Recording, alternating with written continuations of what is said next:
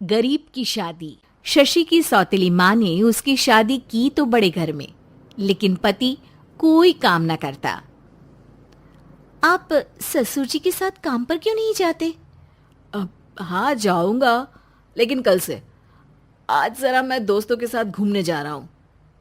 शशि के 2 बच्चे होते हैं, लेकिन रमेश का हाल वैसा का वैसा ही रहता है। एक दिन, सुनिए ना, बच्चा रो रहा है, इसके दूध के लिए पैसे नहीं है। अरे तो पिताजी से ले लो ना। क्यों? अगर आप में कमाने की क्षमता नहीं थी तो शादी क्यों की? तभी घर आई बड़ी ननद बोल पड़ती है। आहा हा हा, तुम्हारी माँ को साफ साफ कह दिया था कि लड़का ना कमाता है ना कभी कमाएगा। हम 4 बहनें हैं इसका ख्याल रखने के लिए, और पिताजी का इतना सारा पैसा, तुम्हें किस चीज की कमी रखी है? लेकिन थोड़े ही सालों में तकदीर बदल जाती है। शशि का ससुराल गरीब हो जाता है।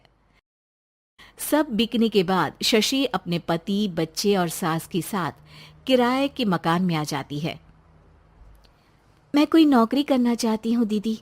अरे इतने बड़े घर की बहू थी शशि, तुम नौकरी करोगी? नहीं नहीं नहीं नहीं। नहीं करूंगी तो घर कैसे चलेगा? बच्चों को भी तो पालना है ना। तभी शशि का भाई आ जाता है। शशि, ये ले राशन का सामान। किसी भी तरह की कोई भी जरूरत हो तो बताना।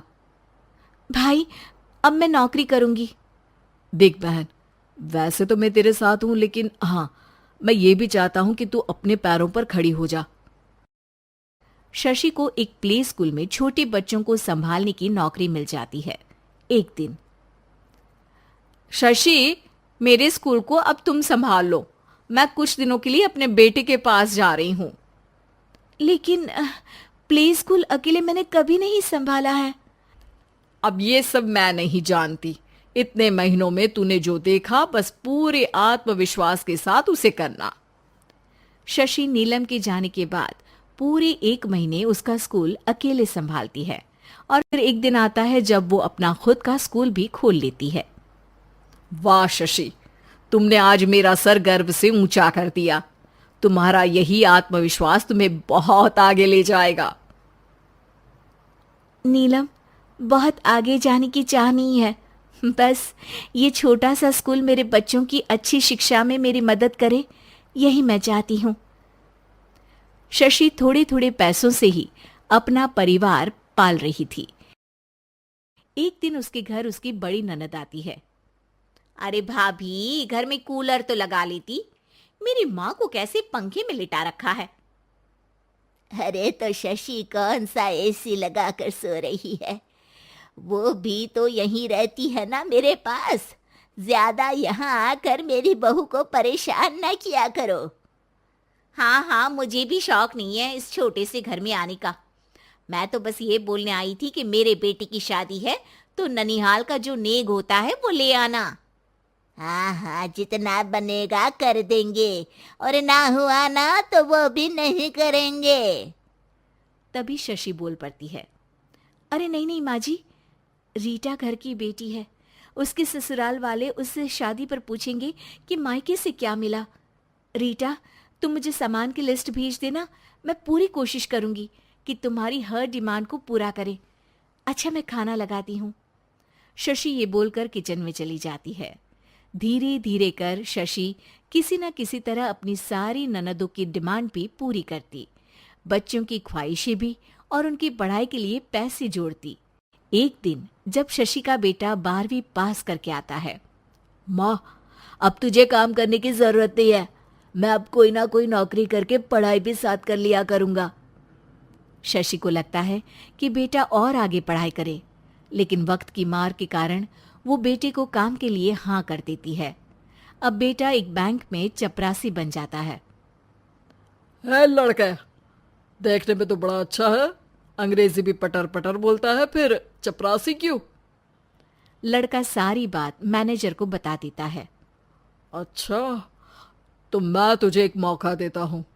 तू यहां रहकर दूसरे डिपार्टमेंट का भी काम सीख। अगर तू किसी एक का भी काम अच्छे से सीख गया तो मैं तुझे यहाँ टेबल चेयर में बैठने वाली नौकरी दे दूंगा। लेकिन एक दिन शशि की ननद उसे फोन करती है। अरे भाभी, देखो मायका तो मेरा तुम लोगों से ही है। मैंने आपके बेटे और मेरे भतीजे प्रदीप के लिए यहाँ एक नौकरी देखी है, पूरे 5,000 मिलेंगे। वैसे करता ही क्या है, चपरासी ही तो है ना। कोई बात नहीं रीटा, मैं उसे इस शहर के बाहर नहीं भेजना चाहती हूँ। बाकी वो शाम को आएगा तो मैं पूछ लेती हूँ। वहीं प्रदीप मैनेजर की बात से खुश हो जाता है और मैनेजर के काम पर ही नजर रखने लगता है। वो उनकी तरह के पेपर पढ़ता, काम करता और आने वाले लोगों की बातें सुनता। एक दिन बैंक में ऑडिट वाले आते हैं। ये गलत है, पूरी बैलेंस शीट नहीं मिल रही है, कहीं ना कहीं गड़बड़ है। ए मैनेजर, क्या करते हो? बैंक के पैसों का हिसाब सही नहीं है। मैनेजर के पसीने छूट जाते हैं। तभी प्रदीप वहां जाता है। अब क्या मैं ये बैलेंस शीट देख सकता हूँ? अरे बेटा, मजाक नहीं, जाओ पानी लेकर आओ एक गिलास। प्रदीप मैनेजर को पानी लाकर देता है और फिर ऑडिटर से कहता है, देखिए सर, मैं आपको बता सकता हूँ कि कैसे बैलेंस शीट को आप लोग गलत तरीके से जोड़ रहे हैं। ऐसा बोलकर प्रदीप एक एक कर सारे डाउट क्लियर कर देता है। अरे हाँ, ये तो पॉइंट हमने देखे ही नहीं थे। गुड, कौन है ये बच्चा? तभी मैनेजर बोल पड़ता है, अब हमारे यहाँ अकाउंट में नया आया है। ऑडिटर के जाने के बाद, वाह प्रदीप, आज तो तुमने मेरी नौकरी बचा ली। और आपने भी तो मेरी नई नौकरी लगा दी, अकाउंटेंट की। बस फिर क्या था, प्रदीप ने एक बार जो सफलता की सीढ़ी चढ़ी, बस चढ़ता ही चला जाता है। फिर एक दिन शशि की ननद, अरे भाभी कैसी हो?